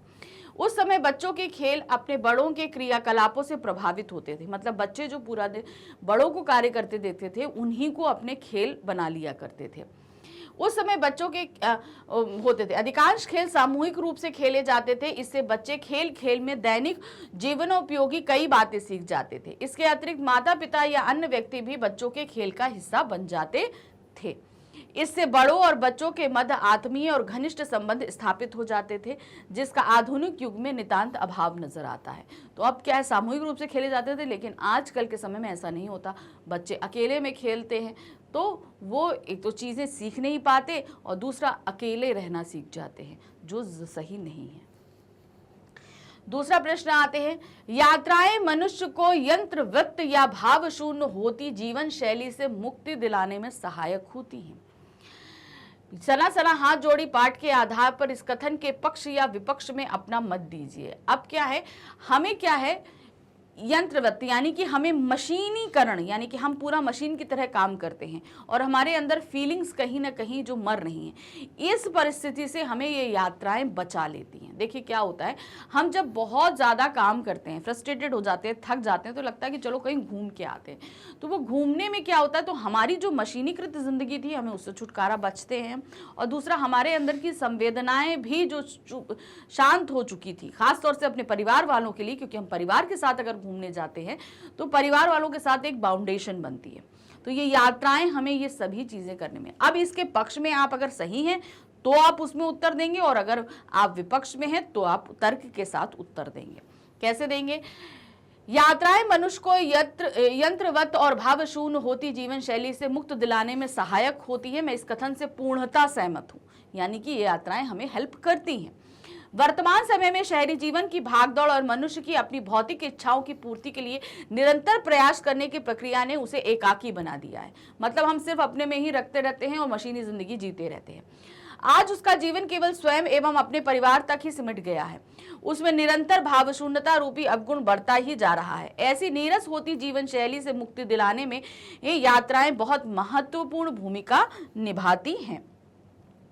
साना सना हाथ जोड़ी पाठ में लेखिका का प्राकृतिक सौंदर्य से अभिभूत होकर, अर्थात हिमालय पर गिरी बर्फ, सतत प्रवाहमान झरने, अत्यंत वेग से गिरती तिस्ता नदी, ये प्रियता और रेडिएंट के महकते फूल इत्यादि प्राकृतिक सौंदर्य से आसक्त होकर यह सोचना कि जीवन का आनंद यही चलायमान सौंदर्य है, यह स्पष्ट करता है कि यात्राएं मनुष्य के जीवन में परिवर्तन लाने में सक्षम है। क्योंकि हम प्रकृति के करीब आते हैं और प्रकृति के करीब हम जितना भी आएंगे हमारे अंदर हमेशा पॉजिटिविटी ही आएगी। नेक्स्ट क्वेश्चन है, हिरोशिमा के बम विस्फोट पे हुई क्षति को देखकर लेखक को कौन सी घटना याद आई? हिरोशिमा में हुए अणु विस्फोट के दुष्प्रभावों को पढ़कर भी लेखक कविता क्यों न लिख पाया? तो यहाँ पर दो प्रश्न पूछे गए। पहला बात है कि हिरोशिमा के बम विस्फोट में हुई जो हुआ था उससे उन्हें कौन सी घटना याद आई थी? उन्हें याद आई थी वो मछली मारने वाली घटना, जो नदी में बम गिराकर जो है सैनिक मछली मार रहे थे, वो याद आई थी। दूसरा प्रश्न पूछा गया, हिरोशिमा में हुए अणु विस्फोट के दुष्प्रभावों को पढ़कर भी लेखक कविता क्यों नहीं लिख पाए? भाई जब हम दुष्प्रभावों को हमने पढ़ा तो क्या होगा, हम ज्यादा से ज्यादा उस पर एक लेख लिख सकते हैं, मगर हमारे अंदर इतनी फीलिंग्स नहीं जागी कि हम कविता लिख सकते। कविता हमारे लेखक तब लिख पाए जब इन्होंने हिरोशिमा में घायल लोगों से मुलाकात करी, उस पत्थर पर पड़ी हुई आकृति को देखा, तो तब इनके अंदर की इतने संवेदनाएं झंझोर गईं कि इन्होंने हिरोशिमा से लौट कर आकर उस पर कविता लिखी। पहले वो कविता नहीं लिख पाए थे क्योंकि तब पढ़ने के कारण उनके अंदर इतने भाव नहीं जागे थे। अब देखिए दोनों ही प्रश्न के उत्तर देंगे। पहला है, हिरोशिमा में अणु विस्फोट से निकली रेडियोधर्मी तरंगों ने असमय असंख्य लोगों को काल करवित कर दिया। लेखक ने इस विस्फोट का दुख भोगते हुए लोगों को देखा। यह देखकर भारत की पूर्वी सीमा की घटना याद आई कि कैसे सैनिक ब्रह्मपुत्र में बम फेंककर हजारों मछलियां मार देते थे, जबकि उनका काम थोड़ी सी मछलियों से चल सकता था। इससे जीवों का व्यर्थ ही विनाश हुआ था। तो ये घटना उनको याद आई। फिर दूसरा देखिए, यद्यपि लेखक विज्ञान का विद्यार्थी होने के कारण अणु, रेडियोधर्मी तत्व, रेडियोधर्मिता के प्रभाव आदि का सैद्धांतिक ज्ञान गहराई से रखता था, इसके बाद भी हिरोशिमा में अणु बम गिरने और उसके परवर्ती प्रभावों का विवरण पढ़ने के बाद भी वह लेख आदि में तो कुछ लिख पाया पर कविता ना लिख सका, क्योंकि लेख लिखने के लिए बौद्धिक पकड़ की आवश्यकता होती है, जबकि कविता के लिए अनुभूति स्तर, यानी कि हमारे अंदर से वो भावनाएं जब तक हम उनको महसूस नहीं करते तब तक हमारे अंदर वो भावनाएं नहीं जागती कि हम एक कविता का निर्माण कर सके। हिरोशिमा की घटना पढ़ने मात्र से उनके भीतर अनुभूति के स्तर की विवशता उत्पन्न ना हो सकी थी, इसलिए वो कविता ना लिख पाए। अब हम आते हैं खंड खा के 14वें क्वेश्चन पे। अब यहाँ से हमारा जो है व्यवहारिक लेखन शुरू होता है, जिसमें हमारे पास अनुच्छेद लेखन, पत्र लेखन, ईमेल लेखन, स्ववित्त लेखन, संदेश लेखन सभी कुछ आएगा। तो ठीक है, अब हम यहाँ से वो करेंगे। तो सबसे पहला प्रश्न संख्या 14 जो आ रहा है वो हमारे पास आ रहा है अनुच्छेद लेखन। हमारे पास 3 ऑप्शन दिए गए हैं, 3 में से एक हमें करना है। ये हमारा है 6 मार्क्स का। तो तीनों में हम, पहला है हमारा विज्ञापन की बढ़ती हुई लोकप्रियता, शीर्षक है हमारा विज्ञापन की बढ़ती हुई लोकप्रियता। अब इस पर आधारित 3 संकेत बिंदु हैं। विज्ञापन की आवश्यकता, आखिर क्यों है हमें विज्ञापन की आवश्यकता। दूसरा है विज्ञापनों से होने वाला लाभ, अब विज्ञापन से क्या क्या लाभ होता है, भाई जो कंपनी है उसको क्या लाभ होता है, उपभोक्ता है उसको क्या लाभ, निर्माता और उपभोक्ता दोनों को क्या लाभ होता है। फिर है विज्ञापन से होने वाली हानियां, अब इससे हानि क्या होती है, इससे जाहिर सी बात है उपभोक्ता को ही ज्यादा हानि होती है। तो ये 3 पॉइंट्स हमें इसके अंदर बताने हैं। तो शुरू करते हैं, देखिए क्या है। सबसे पहले विज्ञापन की बढ़ती हुई लोकप्रियता, ये हम मिडिल टॉप हेडिंग डाल देंगे। तो जो 3 में से आप जो भी अनुच्छेद का शीर्षक ले रहे हैं उसे मिडिल टॉप हेडिंग में डालकर और फिर शुरू करेंगे। आज के युग में विज्ञापनों का युग कहा जा सकता है। आज सभी जगह विज्ञापन ही विज्ञापन नजर आते हैं। बड़ी बड़ी कंपनियां एवं उत्पादक अपने उत्पाद एवं सेवा से संबंधित लुभावने विज्ञापन देकर उसे लोकप्रिय बनाने का हर संभव प्रयास करते हैं। किसी नए उत्पाद के विषय में जानकारी देने, उसकी विशेषता एवं प्राप्ति स्थान आदि बताने के लिए विज्ञापन की आवश्यकता पड़ती है। तो क्यों पड़ती है भाई, प्रोडक्ट में क्या है, क्या चीजें हैं ये बताना, और ये आप कहां से प्राप्त कर सकते हैं, इसलिए विज्ञापन की आवश्यकता पड़ती है। विज्ञापनों के द्वारा किसी भी सूचना तथा उत्पाद की जानकारी, पूर्व में प्रचलित किसी उत्पाद में आने वाले बदलाव आदि की जानकारी सामान्य जनता को दी जाती है। तो इसमें जानकारी क्या है कि अगर कोई प्रोडक्ट था उसमें कोई बदलाव किया गया है तो हमें बताया जाएगा, कोई ऑफर्स चल रहे हैं, कुछ चल रहा है, तो ये सब चीजें हम विज्ञापन द्वारा जान सकते हैं। विज्ञापन का उद्देश्य जनता को किसी भी उत्पाद एवं सेवा की सही सूचना देना है, लेकिन आज विज्ञापनों में अपने उत्पाद को सर्वोत्तम तथा दूसरों के उत्पादों को निकृष्ट कोटि का बताया जाता है। यानी कि हम जानकारी देने के पर्पज से विज्ञापन शुरू हुए थे, लेकिन आज क्या हो गया है, अपने विज्ञापन को बड़ा बनाने के लिए हम दूसरे के विज्ञापन को जो है वो बहुत ही तुच्छ दृष्टि से बता देते हैं। आजकल के विज्ञापन भ्रामक होते हैं तथा मनुष्य को अनावश्यक खरीदारी करने के लिए प्रेरित करते हैं। अतः विज्ञापनों का यह दायित्व बनता है कि वे ग्राहक को लुभावने दृश्य दिखाकर गुमराह नहीं करें, बल्कि अपने उत्पाद के सही गुणों से परिचित कराएं। तभी उचित सामान ग्राहकों तक पहुंचेगा और विज्ञापन अपने लक्ष्य में सफल होगा। तो विज्ञापन का लक्ष्य क्या है? उपभोक्ता तक सही चीज पहुंचाना। तो यहाँ पर विज्ञापनों का भी सही होना जरूरी है और तभी ये विज्ञापन अपने लक्ष्य में पहुंच सकते हैं। तो ये तो हो गया पहला हमारा। अब आते हैं दूसरा, प्लास्टिक की दुनिया। दूसरा हमारा शीर्षक है प्लास्टिक की दुनिया। इसमें 3 संकेत बिंदु दिए गए हैं। पहला है प्लास्टिक का आविष्कार और इसका उपयोग, तो पहला हमें ये बताना है। दूसरा है प्लास्टिक के गुण एवं दोष। दूसरा है प्लास्टिक का पर्यावरण पे प्रभाव। तो ये 4 चीजें हमको यहाँ पर बतानी है, तो इनको देखते हैं। सबसे पहले हमारा आएगा प्लास्टिक का आविष्कार क्या है। तो यहाँ पर ऊपर मिडिल टॉप हेडिंग डाल के हम शुरू कर देंगे। प्लास्टिक का आविष्कार ड्यू वोयस एवं जॉन द्वारा किया गया था। प्लास्टिक का उपयोग मशीन के कलपुर्जों, पानी की टंकियों, दरवाजों, खिड़कियों, चप्पल, जूतों, रेडियो, टेलीविजन, वाहनों के हिस्से आदि में किया जाता है, क्योंकि प्लास्टिक से बनी वस्तुएं आसानी से खराब नहीं होती। यदि किसी कारण से टूट फूट जाएं तो इन्हें फिर से बनाकर पुनः उपयोग में लाया जा सकता है, मतलब आप फिर से इसको इस्तेमाल कर सकते हैं बना के। इसमें मनचाहा रंग मिलाकर इन्हें अधिक आकर्षक भी बनाया जा सकता है। यही कारण है कि प्लास्टिक से बने आकर्षक रंग बिरंगे फूल असली फूलों से अधिक लोकप्रिय हो रहे हैं। आज लोगों को बाजार से सामान प्लास्टिक के बने आकर्षक थैलों में पैक करके मिलता है। इसके अनेक उपयोग के बावजूद प्लास्टिक से बनी वस्तुओं से पर्यावरण बुरी तरह दुष्प्रभावित हो रहा है। प्लास्टिक कभी न गलने सड़ने वाला पदार्थ है, जिसके कारण भूमि, जल, पर्यावरण आदि अत्यधिक प्रदूषित होते जा रहे हैं। अतः हमें प्लास्टिक का कम से कम उपयोग करना चाहिए ताकि पर्यावरण को प्रदूषित होने से बचाया जा सके। मतलब हमें ज़्यादा इस्तेमाल नहीं करना चाहिए, क्योंकि इससे हमारे पर्यावरण को बहुत नुकसान पहुंच रहा है। अब हम आते हैं अपने तीसरे ऑप्शन पे। तीसरे ऑप्शन क्या है? वस्तु एवं सेवा कर। जो प्रोडक्ट खरीदते हैं और उस पर जो सेवा कर हमारा यानी कि टैक्स लगता है, उसके बारे में क्या है, इसका उद्देश्य क्या है, इसकी प्रक्रिया क्या है और उसके लाभ क्या है, ये सारी चीजें आपको बतानी है। तो सबसे पहले हमने मिडिल टॉप हेडिंग डाल दी, उसके बाद शुरू करा।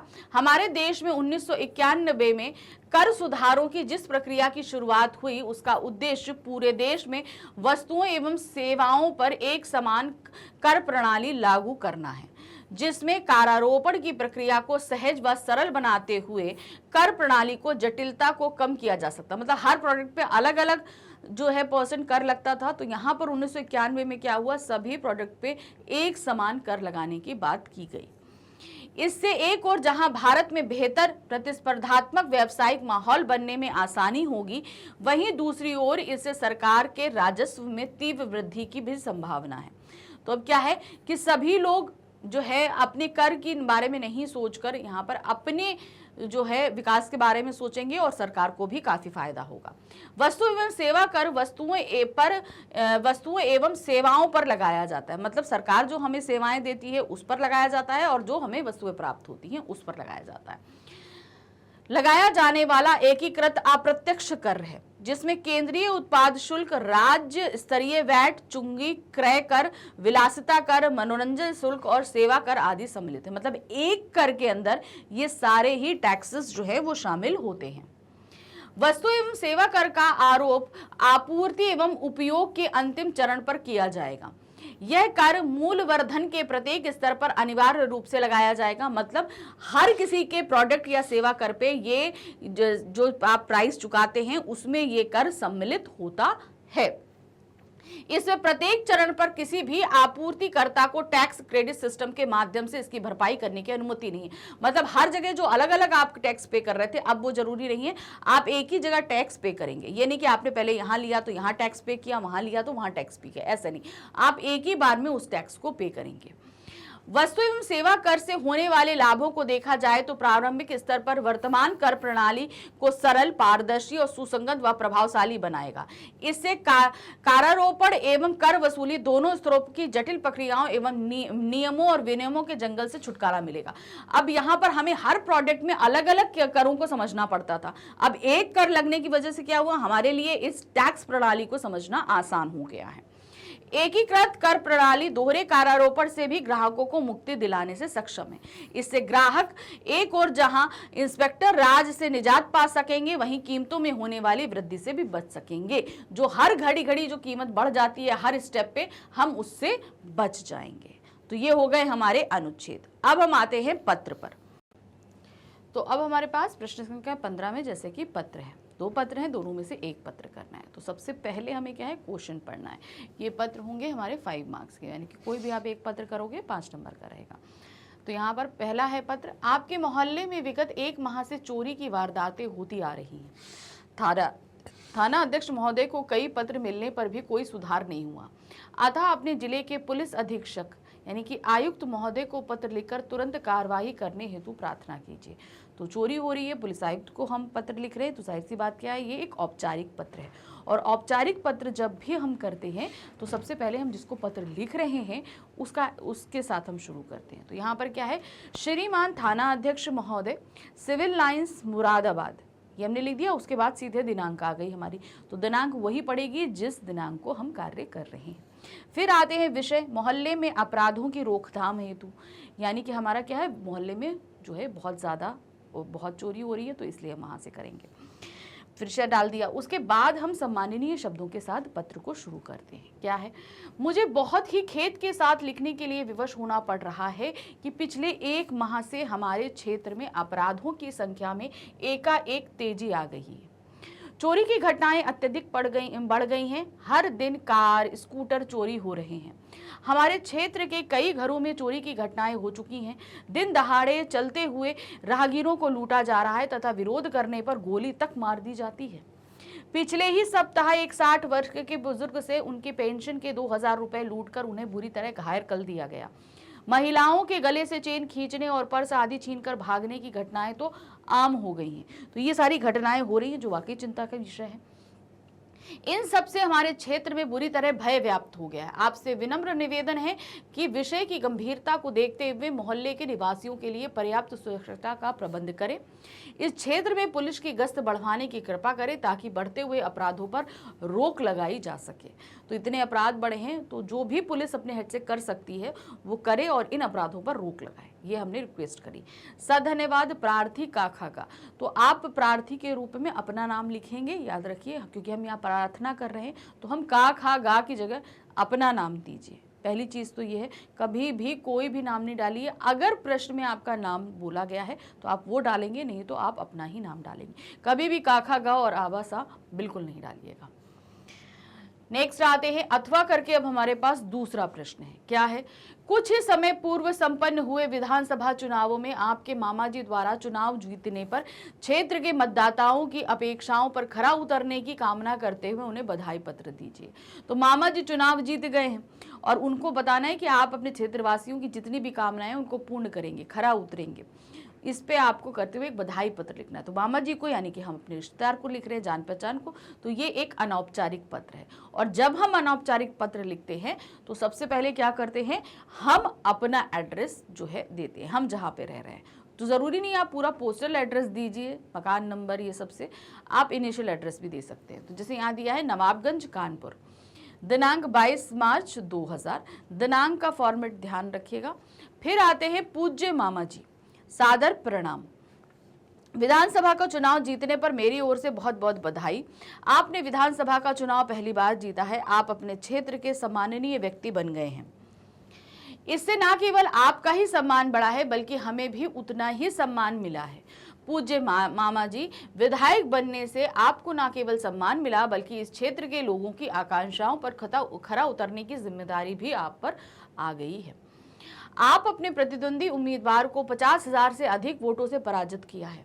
इससे आपको यह समझ लेना चाहिए कि क्षेत्र की जनता ने आप पर बहुत अधिक विश्वास किया है। आपको उस विश्वास को बनाए रखना है। मैं ईश्वर से प्रार्थना करता हूं कि इस कसौटी पर आप खरे उतरे और अपने क्षेत्रवासियों का दिल अपने कार्य और व्यवहार से जीत लें। आपका भांजा और अपना नाम। तो भांजा या भांजी, नाम अपना ही लिखना है। भांजा, अगर मेल है तो भांजा, नहीं तो फीमेल है तो भांजी, ठीक है, इस हिसाब से लिखेंगे और नीचे अपना नाम आप दे देंगे। तो तो ये तो हो गए हमारे 2 पत्र। अब हम आते हैं पृष्ठ संख्या 16 पे। क्या दिया गया है, यहाँ पर हमको एक स्ववृत्त तैयार करना है। तो देखिए स्ववृत्त तैयार करने में आप अपना तैयार करोगे तो अपना नाम दोगे, अपने पिताजी का नाम, माताजी का नाम, अपना पता, अपना फ़ोन नंबर, ठीक है, अपना ईमेल आईडी, सब कुछ दोगे। लेकिन फॉर्मेट आपको ध्यान रखना है कि किस तरीके से हम स्ववृत्त तैयार करते हैं। तो देखिए स्ववृत्त में सबसे पहले ये हमें इनिशियल जितनी भी जानकारी है वो देनी पड़ती है। उसके बाद हमारी शैक्षणिक योग्यताएं आती हैं, फिर अन्यतर गतिविधि होती हैं, अन्यतर योग्यताएं आती हैं, सभी कुछ हम देते हैं और इसी सीक्वेंस में हमें देना होता है। तो देखिए नाम की जगह आपका जो भी नाम होगा आप देंगे, फिर पिता का नाम होगा, फिर उसके बाद माँ का नाम होगा, जन्म तिथि होगी, वर्तमान पता है, वर्तमान पता और स्थानीय पता, क्योंकि लोग अक्सर क्या है कहीं और जाकर पढ़ते हैं तो वो उनका वर्तमान पता हो जाता है, जबकि स्थानीय पता उनका गांव का होता है या दूसरे शहर में जहां वो लोग रह रहे होते हैं वो होता है। तो उस सिचुएशन में क्या रहता है, वर्तमान पता और स्थानीय पता अलग अलग होता है, तो वो भी आप कर सकते हैं। फिर टेलीफोन नंबर, मोबाइल नंबर और ईमेल आईडी। ईमेल आईडी का आपको ध्यान रखना है, आप अपना नाम जब यहाँ लिख रहे हो तो ईमेल आईडी भी उसी से कनेक्टेड होनी चाहिए, यानी कि ईमेल आईडी कुछ और ही आपकी पढ़ रही है, ऐसा नहीं होना चाहिए। आपका नाम अगर विभव है तो आपका विभव करके ही ईमेल आईडी स्टार्ट होगी, ये ध्यान रखिएगा। फिर आती है हमारी शैक्षणिक योग्यताएं। तो शैक्षणिक योग्यताएं हमेशा इस तरीके से एक तालिका बनाकर देंगे, क्रम संख्या, परीक्षा, डिप्लोमा, बोर्ड, विषय, श्रेणी, प्रतिशत या अंक। तो सबसे पहले आएगा 10वीं, स्टार्ट ही आप 10th से करेंगे, है ना। सबसे पहले हम 10th से स्टार्ट करते हैं, फिर 12th आता है, फिर ग्रेजुएशन है, फिर पोस्ट ग्रेजुएशन है। उसके अलावा अगर आपने कुछ और प्राप्त किया तो वो लिखेंगे। 10वीं CBSE से किया है, विषय रहे हिंदी, अंग्रेजी, साइंस, संस्कृत और संगीत। प्रथम श्रेणी प्राप्त किया 88% में। 12वीं CBSE, विषय रहा हिंदी, अंग्रेजी, संस्कृत, गणित और संगीत। प्रथम श्रेणी में प्राप्त किया 91% आपके अंक रहे। फिर आते हैं स्नातक यानी कि ग्रेजुएशन, पंजाब विश्वविद्यालय से किया, विषय रहे हिंदी, अंग्रेजी, संस्कृत और गणित। प्रथम आए आप और 93% आपके अंक रहे। फिर इसके बाद हमारी आती है अन्य संबंधित योग्यताएं। आप इसके अलावा भाई ये तो शैक्षिक योग्यताएं थी, इसके अलावा आपके अंदर अगर कोई क्वालिटीज़ हैं वो आप लिखोगे। जैसे यहाँ पर है आपको कंप्यूटर का अच्छा ज्ञान है, अंग्रेजी व्याकरण का अच्छा ज्ञान है, ये सारी चीज़ें होंगी। इसके अलावा आपका अगर कुछ और गतिविधियाँ हैं तो आप उसे हेडिंग डालकर लिख सकते हो, नहीं तो आप बायोडाटा एंड कर दो, हस्ताक्षर, अजय और दिनांक, बस ये आपका बायोडाटा होता है। तैयार हो गया हमारा। अब आते हैं अथवा करके, हमारे पास क्या दिया है, एक या तो आप बायोडाटा लिखिए या तो ईमेल लिखिए, दोनों में से आपको एक लिखना है। तो ये हमारा रहेगा आपका 5 मार्क्स का, दोनों में से कुछ भी करेंगे 5 मार्क्स का है। तो अब यहाँ पर एक हमारे पास ईमेल है। ईमेल में क्या है, आपके शहर में बढ़ रही संचारी रोग के कारण नगरवासी बीमार पड़ रहे हैं, इस पर चिंता व्यक्त करते हुए स्वास्थ्य अधिकारी को एक ईमेल लिखिए। तो अब क्या है, जितने भी जो है लोग बीमार पड़ रहे हैं इस पर हम चिंतित हैं और आपको स्वास्थ्य अधिकारी को यानी कि CMO को पत्र लिखना है। अब ईमेल करना है तो ईमेल का फॉर्मेट आधा आपका औपचारिक पत्र का रहता है और स्टार्टिंग का आपका फ़र्क रहता है। तो सबसे पहले आप लिखेंगे टू, यानी कि जो आप जिसको पत्र लिख रहे हैं क्या है, CMO एंड Gmail। तो इसमें आप एक चीज़ और ऐड कर सकते हो, जैसे यहाँ पर फ्रॉम, वैसे तो आपका ईमेल एड्रेस ऊपर जाएगा, हाँ, तो यहाँ पर आपका फ्रॉम भी आ सकता है, तो उस जगह आप अपना ईमेल एड्रेस देंगे, ठीक है। आपका जो भी नाम है वो ईमेल एड्रेस आप यहाँ दे सकते हो। उसके बाद टू यानी कि जिसको आप लिख रहे हो। फिर सब्जेक्ट किस, जैसे औपचारिक पत्र में लोग सब्जेक्ट लिखते हैं ना, सेम एज इट इज वैसे सब्जेक्ट लिखा जाएगा। तो यहाँ सब्जेक्ट हो गया शहर में बढ़ रही संचारी रोग के संबंध में। फिर सम्माननीय शब्दों के साथ हम शुरू करेंगे, जो भी हमारी समस्या है वो हमको बताएंगे। क्या समस्या है, हमारे शहर में इन दिनों संचारी रोग जैसे मलेरिया, डेंगू, वायरल बुखार का प्रकोप बढ़ रहा है। बारिश के बाद इस तरह के रोगियों की संख्या बढ़ रही है, ये चिंता का विषय है, इसीलिए आपसे अनुरोध कर रहा हूं कि कृपया संचारी रोग के बचाव संबंधी दिशा निर्देश शहर के विभिन्न माध्यमों द्वारा जारी करें, कि मतलब क्या क्या बचाव किया जा सकता है इन रोगों से बचने के लिए। इसके साथ ही संचारी रोगों से बचाव के नियमों का कड़ाई से पालन कराया जाए। मतलब आप ऐसा नहीं कि आप खाली लोगों को बताएंगे, आपको वो पालन भी बहुत ही स्ट्रिक्टली करवाना भी है लोगों से। गली मोहल्लों में जलभराव के कारण गड्ढों में मच्छर पनपते हैं, उचित सफाई व्यवस्था कराकर इन गड्ढों को पाटने का अभियान चलाया जाना चाहिए। गड्ढे में पानी भर जाता है, मच्छर होते हैं और उनसे बहुत सारे जो है बीमारियां फैलती हैं। इसके साथ ही सफाई की व्यवस्था करानी चाहिए और मच्छर मारने की फॉगिंग मशीन शहर के सभी मोहल्लों में भेजना चाहिए। आपसे विनम्र अनुरोध है कि शहरवासियों के स्वास्थ्य समस्या को ध्यान में रखते हुए उचित कार्रवाई करें और डेंगू, मलेरिया इत्यादि एक जैसे संचारी बीमारियों की रोकथाम के लिए उचित कदम उठाएं। तो ये जो रोग फैल रहे हैं इसके लिए सीएमओ से आपने रिक्वेस्ट करी कि प्लीज ऐसा कुछ करिए जिससे ये रोग जो है रुक जाए। फिर धन्यवाद भवदीय आबासा, तो आबासा की जगह आप अपना नाम दोगे, ठीक है। अब आ गए हम प्रश्न संख्या 17 पे। 17 में हमारे पास क्या दिया गया है, हमें विज्ञापन करना है। सबसे पहला हमारे पास क्या है, विज्ञापन है। तो अब विज्ञापन में हमें क्या ये आएगा हमारा 4 मार्क्स का। आपका छोटा भाई 1 महीने से लापता है, उसको ढूंढने हेतु अखबार में देने के लिए 25 से 50 शब्दों में विज्ञापन तैयार कीजिए। तो ये तो क्या है, गुमशुदा की तलाश के लिए। सबसे पहले एक रेक्टेंगल बॉक्स रेडी करेंगे जिस पर्पस से है, जैसे गुमशुदा की तलाश है तो उसे आप ब्लॉक लेटर में ऊपर बढ़िया से लिख देंगे। अब छोटे भाई की हमें सारी चीजें बतानी पड़ेंगी, वो कैसा था। मेरा छोटा भाई जिसका नाम अरुण वर्मा है पिछले 1 महीने से लापता है। अंतिम बार वह आदर्श नगर पार्क के पास देखा गया था। जिस किसी व्यक्ति को मिले शीघ्र सूचित करें।